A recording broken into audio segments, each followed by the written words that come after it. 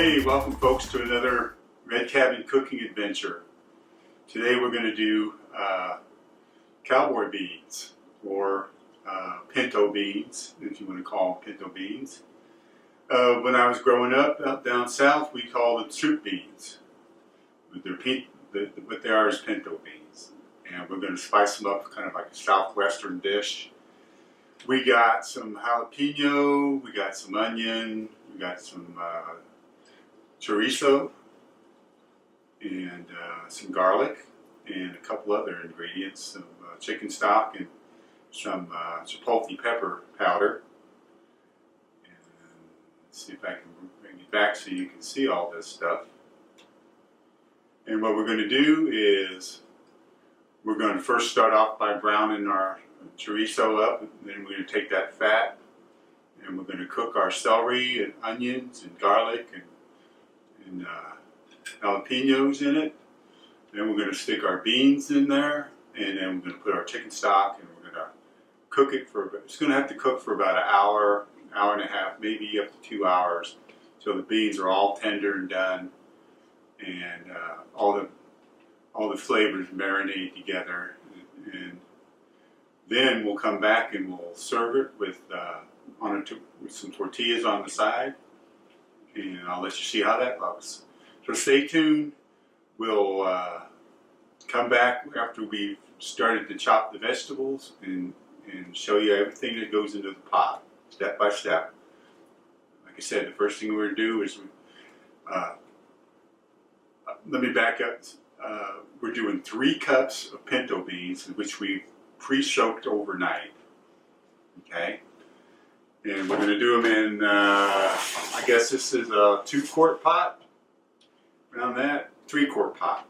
Okay, so any container where you can get all your ingredients in there and still have room at the top for some liquid is what you need. I've seen this dish done in pressure cookers as well, as, for people that don't have the time to wait an hour and a half.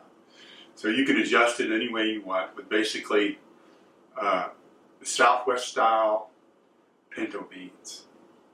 So stay tuned, we'll be right back.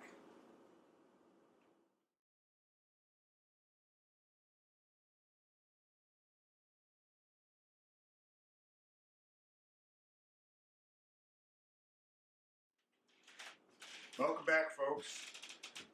We're heating up a pan here, and then we're going to take this chorizo and fry it up in the pan, render out all that nice fat and all those spices out, and then we're going to cook our vegetables. So first thing we're going to do is open this puppy. And you can get this married to different tubes and stuff. This is what they had at the store.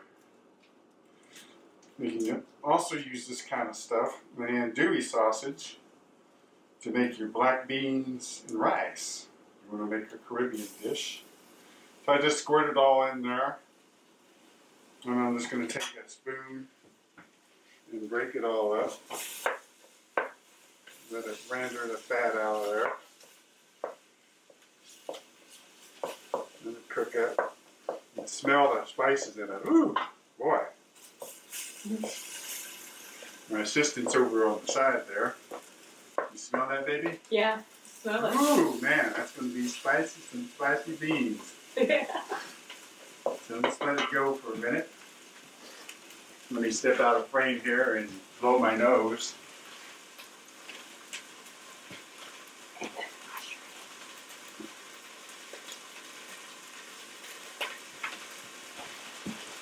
Alright.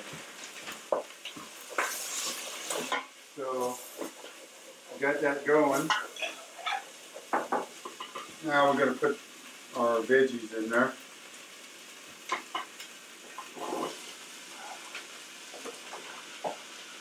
And again, that's onion, garlic, celery, and jalapeno peppers. Oh.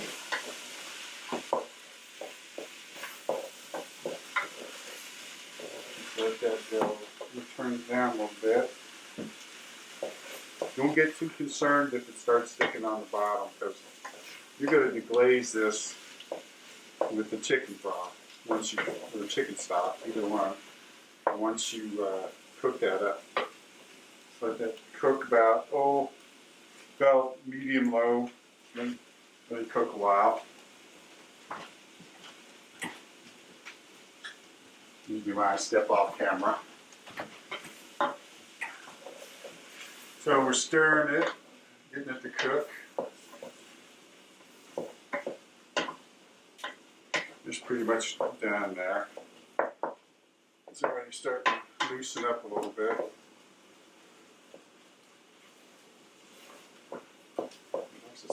Burning. Alright, so next thing we do is put the pinto beans in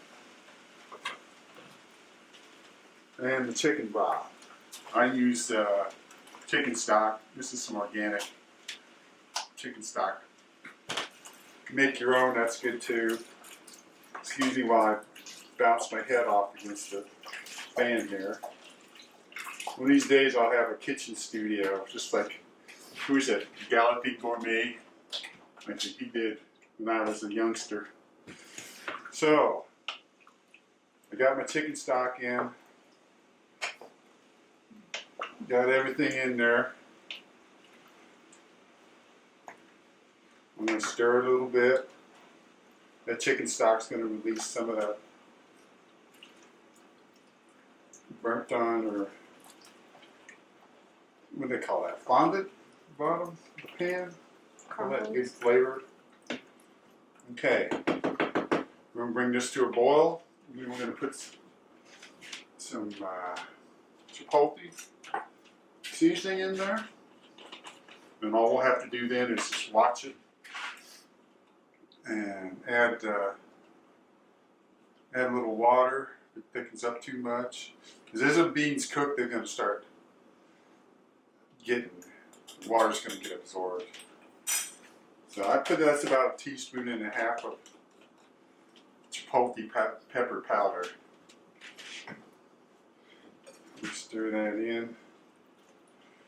Okay, now give me some water to hold on the side here.